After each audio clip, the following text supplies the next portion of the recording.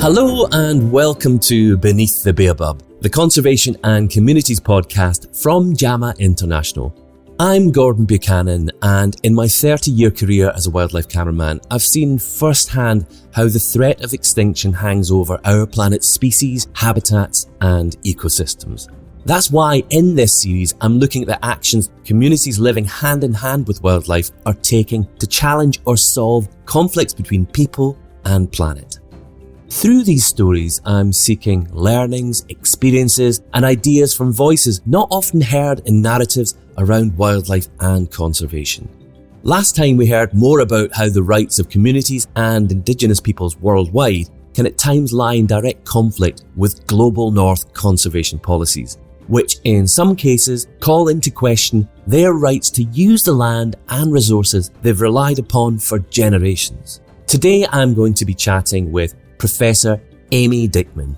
Amy is the joint CEO of Lion Landscapes, which develops solutions for biodiversity in places where often dangerous wildlife coexists with people. Their mission is to improve the situation for both parties and ultimately create models which can be applied to other human-wildlife contexts worldwide. Amy talks to me about her lifetime passion for wildlife, working with rural communities, the complexities of engaging in emotional debates around hunting, as well as the common misconceptions conservationists and wildlife lovers can be caught out by.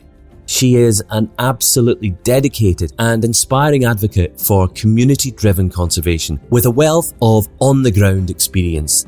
I hope you find this as eye-opening as I did. Let's talk conservation beneath the Baobab.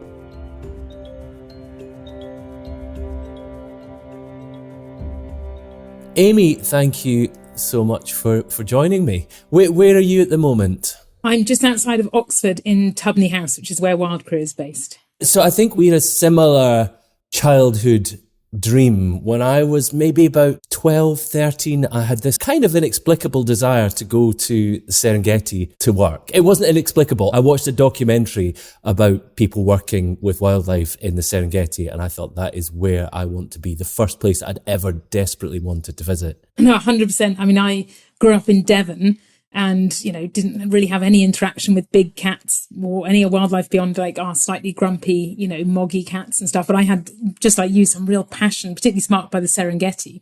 And in fact, my brother and I buried a sort of a time capsule that I was 10 when I wrote it. And it said what we wanted to be doing at the then unimaginable age of 30. And mine said, when we dug it up years later, mine said, I only had two things on it, so I clearly wasn't very ambitious. I wanted to be studying lions in the Serengeti, and I wanted to have a zebra striped Land Rover. So those are my life goals. And have you achieved both of those? I actually spent my 30th birthday in the Serengeti, and it made me laugh just thinking back to that kind of 10-year-old self thinking, wow, how crazy. I do have lots of broken down Land Rovers in the field. None of them are zebra striped. So it's on the bucket list to tick that off. That's 50% of your dreams have been realised. I failed. I think I have. How do your parents describe what you do? Growing up, everyone thought I was going to be a vet because I loved animals, and that was sort of the standard animal career that you were going to take. And so mum was quite pleased with that because, it was a nice, secure, well-paying job. Now I've ended up not only having shattered my childhood dreams at the Land Rover, but having had an insecure, poorly paid job. So I think, but beside that slight parental fears, I think they know what I do. My mother comes out and visits me in the field and sort of knows it's all about, the conservation, the coexistence and working with local people. So she does now really enjoy explaining it to other people. She'd probably say I'm a big cat conservationist. Yeah, I work with lions, etc. You're CEO of Lion Landscapes, and that works across, is it 3 different countries? Yeah, so I'm the joint CEO with Elaine Cotterill. And so we work now at 4 different landscapes across 3 countries, so Kenya, Tanzania and Zambia. This is a collaboration that was born out of you both doing similar kind of work. It's quite rare in the conservation world for different parties to actually get together and collaborate. Well, actually, that was actually what sort of drove this. And it came out of that shared experience and real desperation because both Elaine and I have had long experiences, over 20 years of working in the field on really challenging conservation issues. And we were finding it very frustrating that not only was it very hard to build on other people's success and to use existing methods that were very good, but not only that, you actually ended up being active competitors with other conservationists because, it's a competitive funding environment. if I have a good idea, which is yet to happen, but if I had one, then I'm not going to share it with anybody else because that's my USP. So we all got frustrated with this. And there were a group of 6 of us, actually, all women, who were working on lion conservation in Africa, and were just getting fed up with this very unsupportive competitive model. And so together we decided to form what we call the Pride Lion Conservation Alliance, to have this open sharing network, collaborate, try to help each other and help each other's projects. And it was through that Elaine and I realised that our individual projects at that point were actually really well aligned. They were at a very similar stage. We wanted to grow them. We wanted to have very shared sort of goals and vision. And so that was a natural sort of way for us to actually formalise coming together and to now form what is now Lion Landscapes across all these landscapes. Yeah, I think for people that aren't involved or have brushes with the conservation world, they would be quite surprised at the amount of competition and conflict and inability to work together. I think that's quite kind of admirable that you can actually combine forces and 2 great minds together to do great work. The project's obviously called Lion Landscapes, but you're not just exclusively focused on lions. No, not at all. As you say, we chose the name Lion Landscapes because we wanted to really focus on it being beyond the individual species, but focusing on the whole ecosystem, the whole landscape that supports them. And that, of course, if you have top predators like lions being conserved, then it means that you have the habitat, the wild prey, you have enough social tolerance amongst the local communities. That means that those top carnivores and other dangerous wildlife can coexist with people to some degree.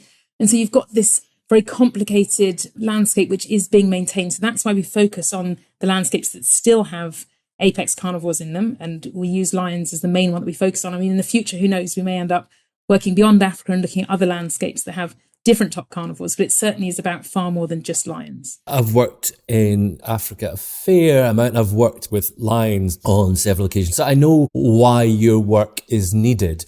But for maybe some of the listeners to the podcast would be like, I went to see lions in the Serengeti in Masai Mara. So what's the problem? There's no people there.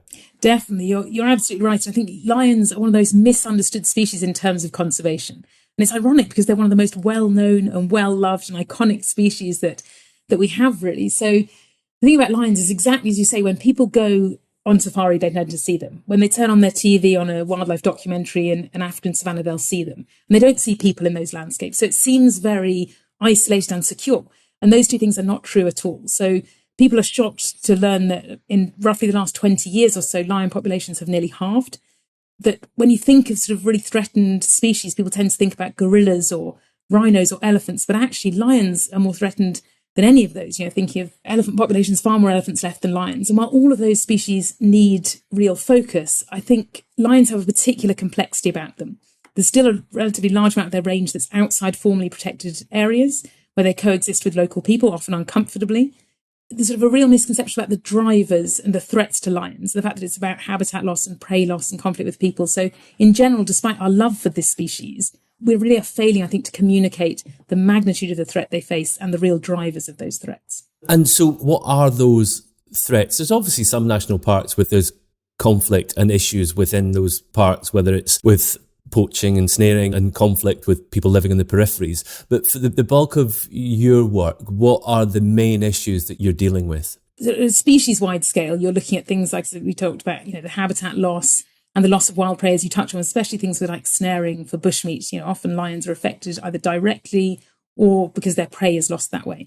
But the primary threat that we at Lion Landscapes deal with, and we touch on the others to some extent, but the primary one we deal with is conflict with the local people.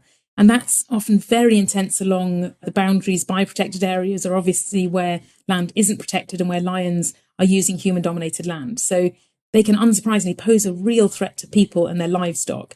And the level of retaliatory or preventative killing when people fear lions is much higher, I think, than people realise. We've found in our area in southern Tanzania, we found an extraordinarily high rate of lion killing. And that was a complicated mix of cultural killing for bravery and to prove warriorhood, but also bound up with that was keeping the community safe from conflict. How would you describe the communities that you're working with? What do they look like? What do they feel like on the ground? Yeah, so it varies a little bit, obviously, across landscapes, but in general, we are dealing with very, very poor communities. So the majority of the people we work with are living on less than $1 a day. They are extremely food insecure often. They are heavily reliant upon subsistence agriculture and pastoralism. So they're very, very dependent upon natural resources and livestock in particular. There's all manner of sort of cascading effects of that poverty, lack of access to healthcare, lack of access to education. So people end up in these poverty traps where they don't have the ability to escape that reliance on pastoralism and the subsistence nature. So that's really challenging. And then you've got these people living cheek by jowl with some of the most important and threatened large carnivore populations in the world. And they add on an additional layer of threat. And I think for those people who are already living in such vulnerability, it's really, really difficult when you've got to then send your child to school and there are elephants on the road and there are lions in the bush. And it's something that none of us, I think, listening to this would put up with. So the tolerance is there for this wildlife and it's amazing. It should be recognised. But I think the complexity and the costs that these animals impose on local people shouldn't be underestimated either.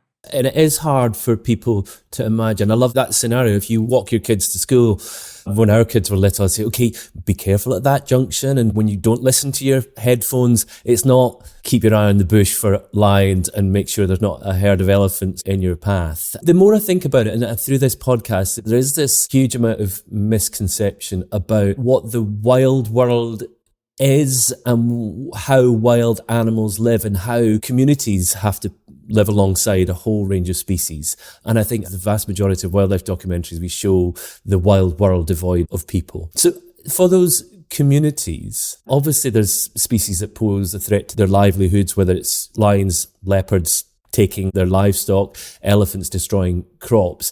Do people in these communities have an intrinsic value of those animals, or they just much prefer that they're a lot further away from them? Well, the answer to both those questions is yes, in that they do have an intrinsic value to these animals. You speak to them, and particularly for the big cats, they think they're beautiful and they think they're powerful, they're majestic. They want a world where their children, just like us, they want their children's world to have big cats in it. But just like us, again, when you say, where do you want these big cats to be? They say we want them to be at least 30 kilometres from our house. And interesting, I think that's what we all want. We all want there to be big, dangerous wildlife somewhere in the world, but we don't want it right in our backyards. And therefore, where do we have it? And where do we secure enough space for this wildlife? And protected areas is one way of doing that. But even protected areas, the communities that we deal with a lot are living, within a few kilometres of the boundary of a massive unfenced national park, say. And so they're living with them within that 30 kilometres. And that needs to be recognised. And there's a lot of issues that come with that.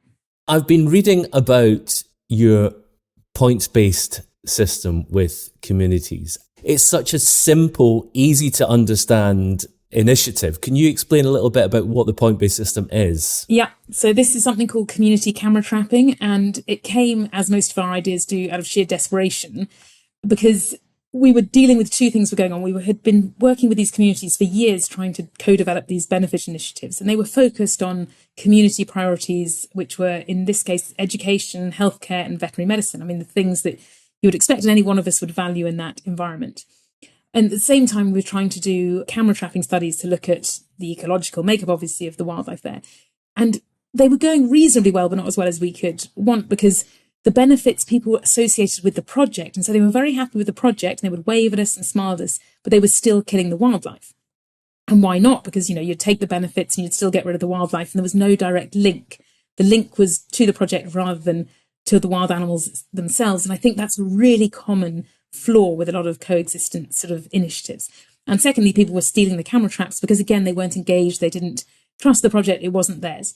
And so we brought these two things together and we thought, well, instead of us doing camera trapping, we will get the villagers to place the camera traps on their land, and they will get points for every wild animal that they camera trap. And so this was a really long discussion with the villagers, many, many meetings about how many points should be attributed to each wild animal. And we wanted there to be more points for more conflict-causing species and for more threatened species.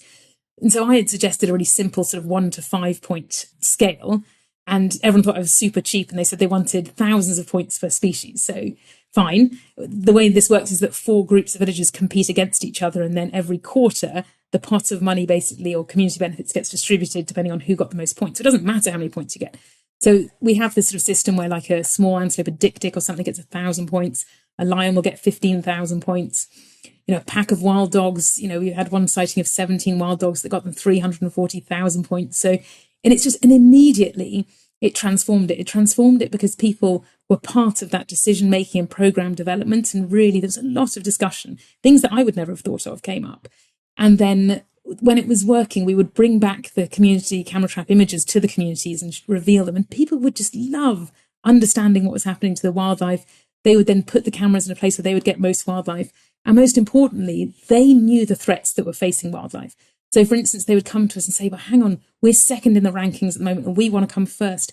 Do you think we should stop that guy snaring, or do you think we should reduce that amount of elephant hunting? And we said, you know the threats, you do what you need to do. And so it really empowered the communities to develop it for themselves. And it's been really transformative in multiple ways. And I suppose traditionally these are communities that where they have not been engaged in conservation. They've not been empowered, or actually even their opinions and views sought over the matter forever. Definitely. And I think the other key, yes, the empowerment, the engagement is central, but also the way that this works is that every 3 months then the 4 villages compete, as you say, and they will split sort of $5,000 worth of community benefits, and they will split it according to their priorities and stuff. So the winning village in that quarter will get, say, $2,000 worth of benefits.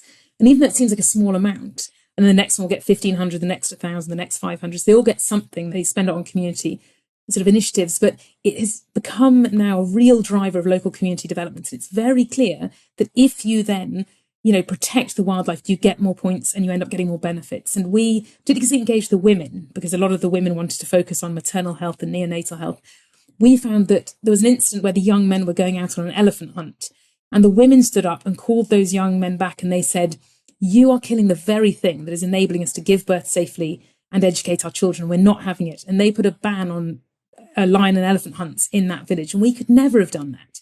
And it was so empowering to see it come from them, because that's what we need. That's what we need for long-term conservation. That's very powerful. Thank you, Amy. We'll come back to you in just a moment. Next, I want to hear more about how their community-driven conservation initiatives are happening on the ground. Darwin Gakenia is the Community Enterprise Officer at Line Landscapes. Darwin joins me now. What makes Kenya a unique place to work in conservation? I think it's because of its cultural diversity, that is one. Yeah, we have a mix of so many tribes, more than 42. All these cultures have had a history with conservation. There are communities that turned to agriculture, there are others that stuck to livestock keeping. And again, the biodiversity we are lucky to have a lot of animals and a lot of species, different species within Kenya. So that makes it unique from most of our places. I've spent the last 30 years making wildlife documentaries all around the world, in South America and North America, across Africa, Indonesia. And Kenya is one of the most incredible places that I've spent time, and I've been fortunate enough to visit many, many times in the past. And so I appreciate how special and how unique it is. What's your role within the project? It blends in with Lion Landscape's goal, which is helping communities live alongside lions. And by lions, not only lions, but large carnivores. We have to help these communities get to a point that they're able to live alongside these animals. So my role basically is to come up with business concepts. Well, I'm a big lover of creating businesses. I have a big passion for conservation. So having the two, it's more of helping these communities get another source of livelihood and create value in wildlife for them. And that can only be made through sustainable business models that can work for those particular communities. What sort of economic incentives have you seen well working in conservation? I suppose because you cannot have productive conservation without involving communities. But as you said, there has to be that incentive. What's working well at the moment that you've seen? If, with your permission, let me talk of what works well and what doesn't. A lot of the incentives we talk about, majorly donor funding, have been a problem to these communities, because what you find is that projects come and go. Projects have a timeline. So when these timelines are met, the deadlines are met, and it's time to leave, the communities trickle back to the same systems they were still in. And incentives, the kind of incentives I think work are those that are generated or rather created around business models. A good example that I personally have seen implemented is within Laikipia. It's still within our area of operation. That is in Borana Conservancy. It's something similar to the proposals we've done toward what we want to create, but in a much smaller scale. The reason why they are working is that they are more community driven. everyone is bringing on the table and not everything being brought to the table and everyone else is just there to pick what is on the table. But it's more of I bring this, the other person brings this, and we strike a good balance on all the stakeholders. Yeah. What we do, we use more of predator-proof bombers to help these communities. So instead of giving them out for free, you'd rather now have a system whereby you loan people, or rather they have something they are putting on the table. Unlike where you come and give everything for free, sustainability is not guaranteed. Today, you'll give one, but you'll not be able to give everyone. The other neighbor, how do you expect to also help them as well? But where you have a model whereby you have these materials close to where they're able to purchase, that's the kind of incentive I see for these particular communities. And for you yourself, did you grow up in town or were you in a rural area? I'm just interested in how you came to work in conservation and how you reached your current role. I have been raised in a setup in Kirinyaga. It's more agricultural, but I had an uncle around Laikipia that I used to visit a lot. That's how I fell in love with conservation at a place called Oljogi Conservancy. At a very young age, when we went visiting there and also Olpejeta, I started admiring the work. And ever since, I knew this is a place I wanted to be. When I went to boarding school, I helped create wildlife clubs. Went to high school, similar thing. Again, in campus, I went ahead and did the same thing with the wildlife clubs. But now in campus, that's where I really now got exposure, because from my first year, I started volunteering at Kenya Wildlife Service. I would take part in the bird counts, also take part in the mammal counts. Then I also did some agriculture. That's where I think my business interest came in. I started slowly by just looking at things, policies. Some of the things I'm actually doing right now come from way back. During my time in volunteering, that's how I got again to go to my attachment. At my industrial attachment, that's where I met Lion Landscape. From there, I knew, hey, this is where I wanted to be. And slowly, I started realizing there are no marketing cooperatives. And where I come from a tea growing area, coffee growing area. These have helped so many farmers because they are able to sell their produce as a cooperative. And those are some of the things I started borrowing now to this particular site. Then the other thing was, how do I get these people from livestock to perhaps alternative business ventures? And I realized there is no access to credit. So I started writing proposals, and also I realized there is no insurance. But again, the insurance policies that can only work in those areas are insurance policies that are attached to a ranching system. So I started writing all these proposals. Then I made a presentation to the Lion Landscape team, since again, they were the ones that had facilitated my being there at Loisaba. After that, they were keen on having me on a project they were working on, that is a lion-friendly livestock. So ever since 2021, I joined them officially in April on a 3-month contract. It has been a journey, because doing research on the markets, the livestock markets in the country, trying to understand how it works, now trying out concepts, now laying down now the suggestions and the different ideas that we had come about. So yeah, the rest is history, and that's how I'm here. Is there one example that you think, from your learnings, that you could roll out in other parts of the world, in other regions? Just one thing you think, this is what works. This is what works for communities. This is what works for wildlife. The first thing you need to understand these communities. One, what's their history? What are they attached to? What do they gain from that particular environment? Then you work your way towards that, because what works for Kenya might not work for Brazil. But the steps to get you to that point whereby you're able to clearly identify what works for this particular region is through understanding that particular community. Understand their structures of governance, because at some point you'll have to use them. Number two, understand what can they easily get. Now, for example, I never grew up knowing about gold. Most countries back their currencies on gold. So in an African setup, and understanding such a culture as the Samburu, Maasai, is that I categorize livestock as food.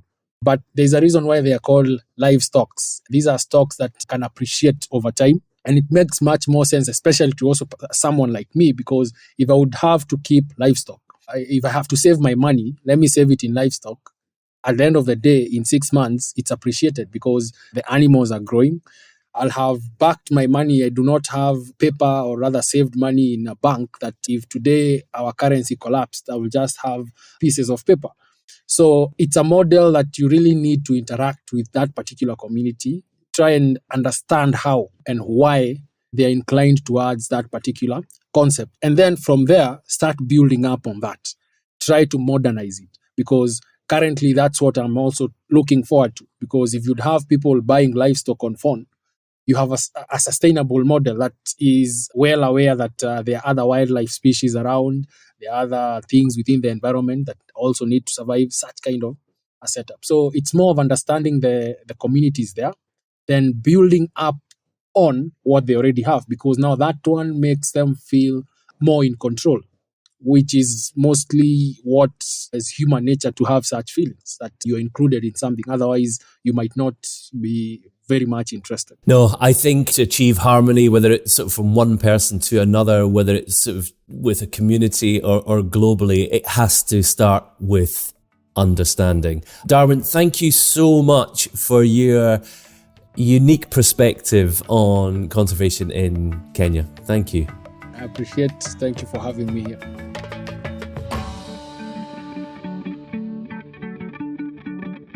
Let's continue the conversation with Amy.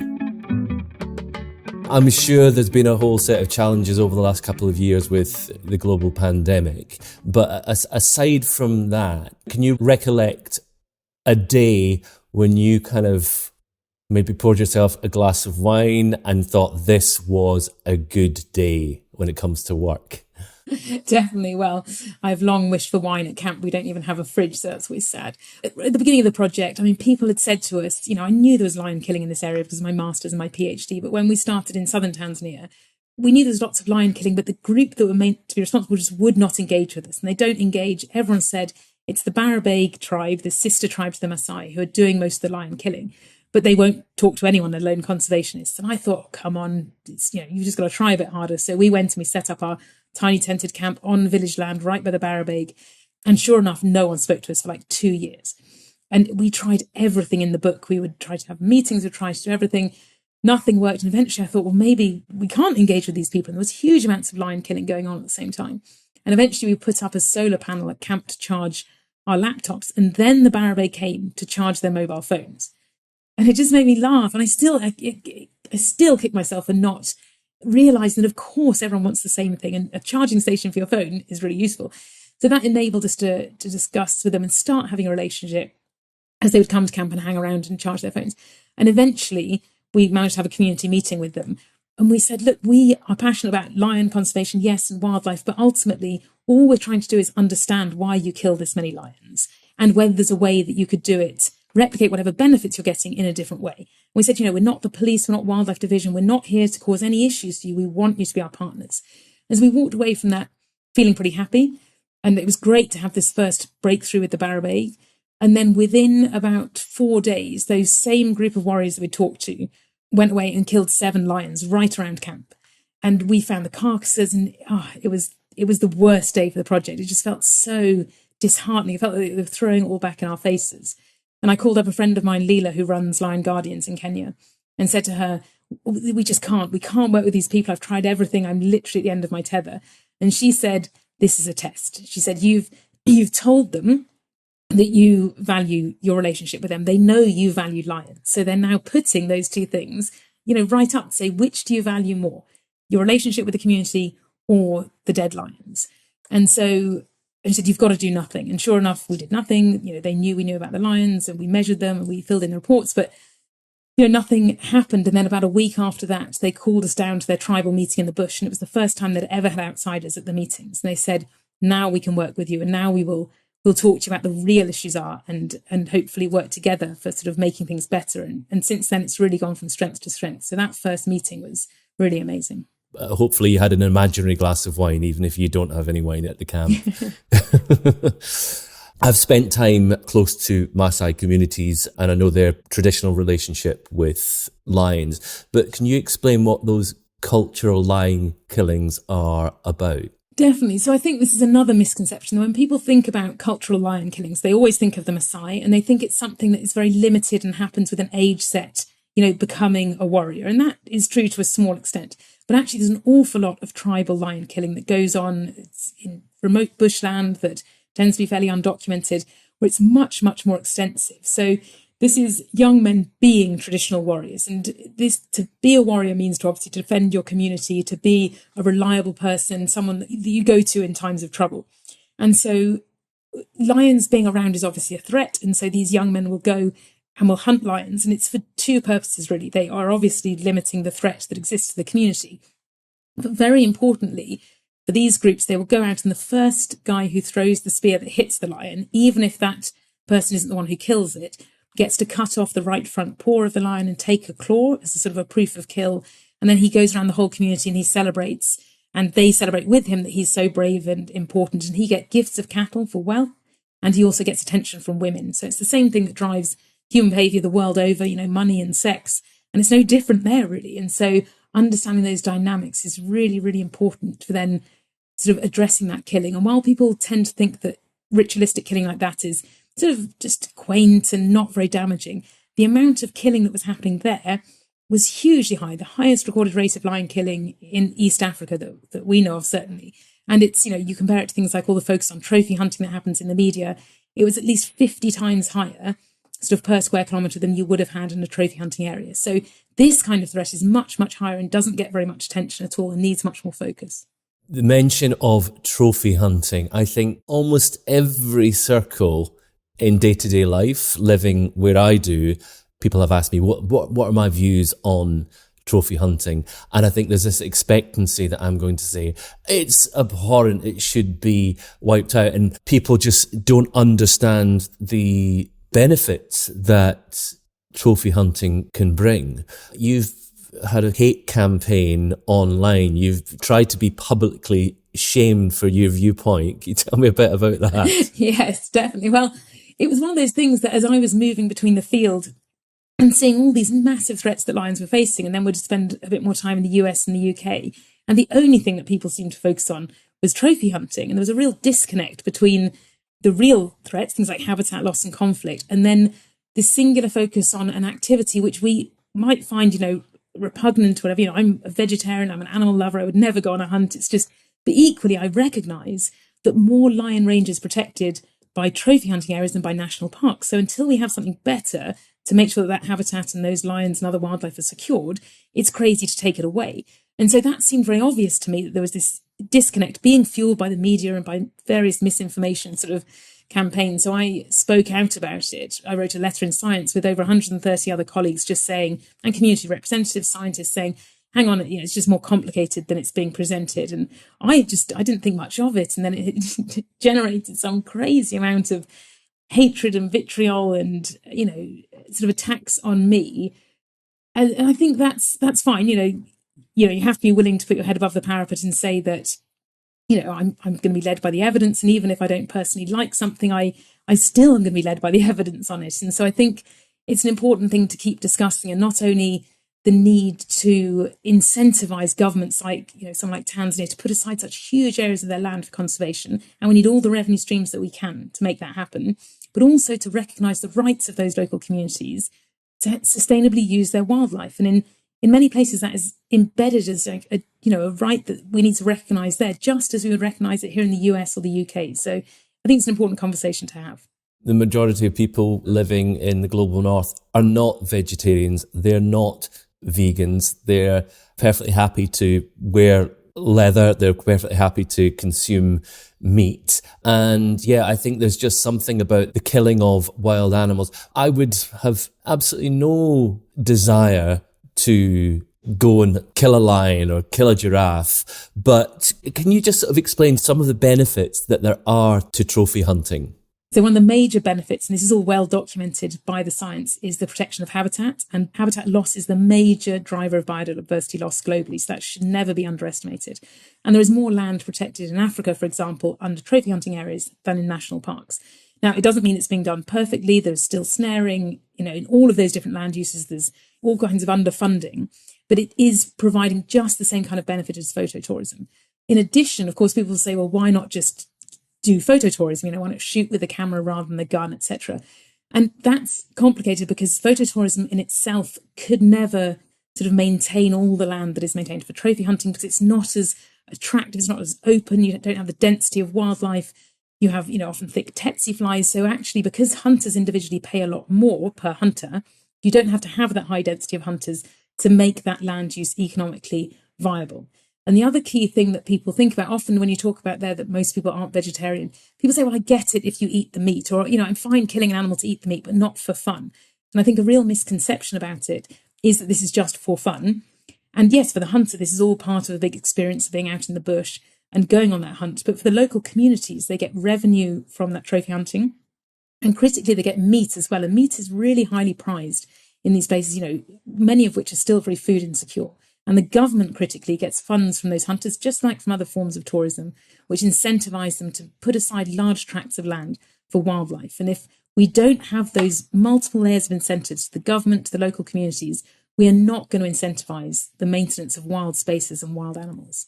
My eyes were really opened. I went to Botswana a number of years ago and I was speaking to the people that ran a lodge there, and they were explaining how with trophy hunting restrictions in Botswana, the wildlife had been decimated because the presence and the revenue that was brought into local communities, that was incentive for local communities to protect those animals, and of removing hunting from those areas just was open season for poaching, and there was no presence there to actually monitor the wildlife in that area. I think it's a really important discussion to have, and I think it would be great if people were better informed or were prepared to look a little bit deeper into it rather than just taking that sort of tagline, sort of tabloid view.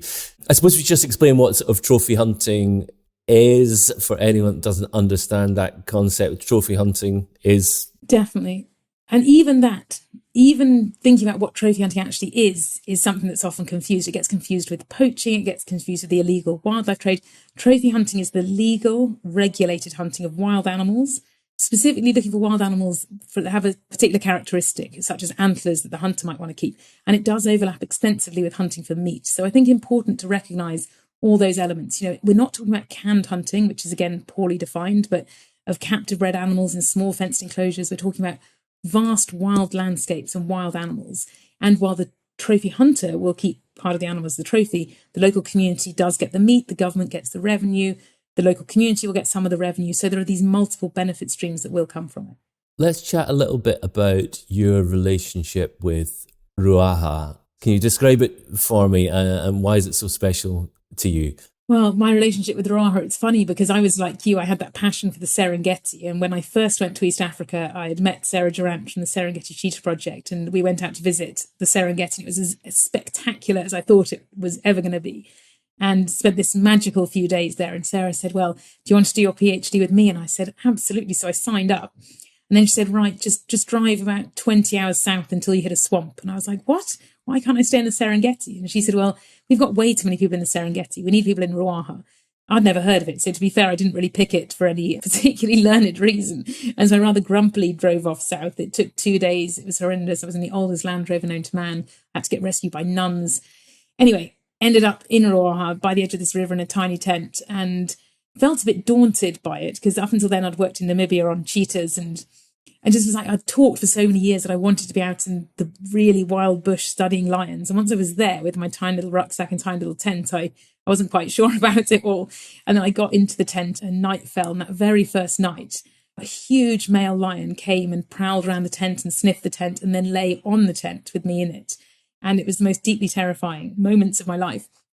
And yet there was something just amazing about thinking, God, this is where you need to be to study animals like this and realize just, the craziness of people living right alongside them. And so it's a spectacular area. It is a huge, vast national park. It's beautiful. It's wildly undervisited.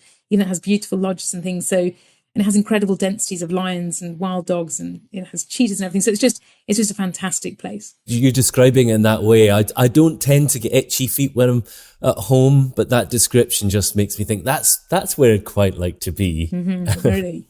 So as your kind of work has progressed working with the Barrabaig, has there been ongoing points of resistance, or is it all rosy and that relationship's working really well? No, I think very few relationships are all rosy, in any of our lives there are always ups and downs. And I think the way that we've always taken with local stakeholders, including the Barrabaig, is that we are not there. We don't know how to coexist with these animals. I grew up in Devon, and so we need to listen to them. We need to put them at the heart of the conservation solutions that we co-develop with them. And for things like the warriors, that was about enabling them to get that wealth, that status, that warriorness in a different way. And when we had lots of discussions about what else could deliver that, we said, well, look, we can employ you as, lion defenders, we call them, where they track lions, they warn the community if lions are around, they help find lost livestock, lost children, they prevent against attack. We can do that, and it's partly successful. We said to them, what on earth would replace the status of lion killing? Because it truly does take a lot of bravery to go out and kill a lion with a spear. And they said the one thing that would replace it is learning how to read and write, because no one can do that. There was one guy in the village that could do it a lot, and I would never have thought that was remotely equivalent. But now they've all learned to read or write. They have passports. They travel up to Kenya. They are now the guys. And it was fascinating because these women came up to camp and talked to us, and they said, we used to want our daughters to marry lion killers. They said, but now we want them to marry lion defenders, because these are the men that are going somewhere, and these are the men that are going to get the money and the jobs. So I think putting those communities at the heart of it has been central and remains our absolutely central tenet in all of our landscapes that we work in. But it's never entirely rosy, and the pressures on everyone come and go. So not long ago, we had an incident where the Barrabaig queen arrived on the scene. And this has happened a couple of times, and usually it reflects just a lack of engagement and that they're feeling not as recognised. And so it involves quite a lot of discussion, obviously, with the community. So we sat down again and talked. And one of the times the Queen emerged was when they said that they felt all of their sort of what it meant to be Barrabaig was disappearing. Their language isn't really written down. You can't go and learn about Barrabaig. There's like one book about the Barrabaig. There's nothing. And so they were feeling quite erased. And so we sat with them again and said, well, what could make a difference? And we came up with the idea of a book about the Barrabaig and in this scenario. So we wrote a children's book with them. And it sounds so silly. It sounds like nothing. But they sat with us and they helped us talk about how the Barrabaig would interact and put the clothing and the types of spears. And for them to see this book back in the communities, it really changed it. A, because we'd listened, I think, and done something with them. And B, because they saw themselves. This is their story. And when you talk about things like conservation filmmaking, which is great, who doesn't love wildlife filmmaking? But when we've shown that as part of our education, it's notable that almost all of them are in English. And so when we show those in the villages, that people love them, they're spectacular imagery, but because they're in a different language, even if someone's translating along the way, the narrative is, this is not for you. This is not your story. And that's such a divisive thing. These are the people that will decide if lions persist or not. If we're going to have these big, amazing wildlife populations. So I think making sure that they are always at the heart of it, and then recognising when things aren't going right and being willing to really talk through it and say, there'll be some things we can't do and we can't change. There'll be other things we can, but being willing always to engage with partners fully is just central, and there will always be ups and downs in that. Simple is always best, and the points-based system is simple. But as you said, producing a book, you can understand how important that is, because it makes those communities and those people feel valued and feel some kind of worth. And I think that's sort of the key to any collaboration or any project, is about empowerment. It's about involving those people and those communities in decisions that are being made that concern them. Given the threats that our planet faces, given the threats that lions in Africa face, what are your hopes for the future? What kind of world would you like to see us living in when it comes to lions in sort of 20 years from now? It's funny because not long ago, my daughter turned to me and she's 7 and she said, I want to do what you do when I grow up, Mummy. She said, I want to save lions. And there was a sort of fleeting moment of pride. And then there was a really quite a crushing sense of, I don't know, just fear, I think, of that. Will there be lions? I'd say, will she turn around and say, none of you did enough? Are you going to end up in this very sort of depleted world? And it literally keeps me awake every day, I would say, about just what world we're leaving for our children. But I think there is a reason for hope. We're seeing these discussions becoming much more central. Obviously, the climate discussions and the need to have much more of a zero carbon future has risen up the political agenda. We still need it to be far, far higher and be matched with political will and funding. And I think the biodiversity crisis is starting to emerge as that, because to some extent it's sometimes been sort of subsumed almost or hidden behind the climate crisis. And I think we have to recognise the significance of the biodiversity crisis as well. But we are seeing people recognise that the public wants this. We all want and we need to live in a world where nature is thriving, because then it's only then that even people can thrive. Even if your only care is about people, then we need nature. And I think you see things like the Discovery reviews and these sort of discussions about financing and novel ways of thinking about how to finance and truly recognise the value of nature and how to translate that global value of nature down to the local level, whether it's through things like the rhino bonds that have emerged recently. We have something called lion carbon, which is a premium carbon offset that is in sort of areas with lions. There's all sorts of novel mechanisms. And I think it's the start of something. It needs to be sped up. It needs to be much more central and have a lot more political will and focus and funding. But I think we can turn the tide to have that better future. I feel that the tide is turning. We live in a changing world, and it's changing not just for communities in Africa, but it's changing for the global community. And I see that people are much better informed than they were even just a couple of years ago. And I feel that does give me a huge amount of hope, because things are moving in the right direction. Maybe not as fast as we all would like, but it is really uplifting to hear about your work and the progress that you've made. It is really vital. So yeah, thank you, and keep up the great work. Thank you very much. Thanks a lot, Gordon. It's been fascinating to dive into the complicated and emotional topics of hunting and how that connects to sustainability and the creation of value for wildlife. Whilst it's not an easy conversation to have, I admire Amy's determination to change attitudes in this space and bring the experiences of people and communities to a global stage. I also loved hearing how she managed to win the trust of the Barrabaig and develop such a powerful relationship after years of effort. This is really incredible. If you'd like to find out more about Lion Landscapes, you can find links in the show notes, or just visit the website jamainternational.com to explore more amazing international projects. If you'd like to listen to our next episode, make sure you follow or subscribe to this podcast on your favourite app. JAMA International are passionate about conservation and well-being for people and planet, and know it's crucial to open positive dialogues and share ideas. If you'd like to share this podcast, please do so with the hashtag Beneath the Baobab on social media. Baobab is spelled B-A-O-B-A-B. Or maybe just start a conversation with a friend. I'm Gordon Buchanan, and I hope you'll join me next time beneath the Baobab.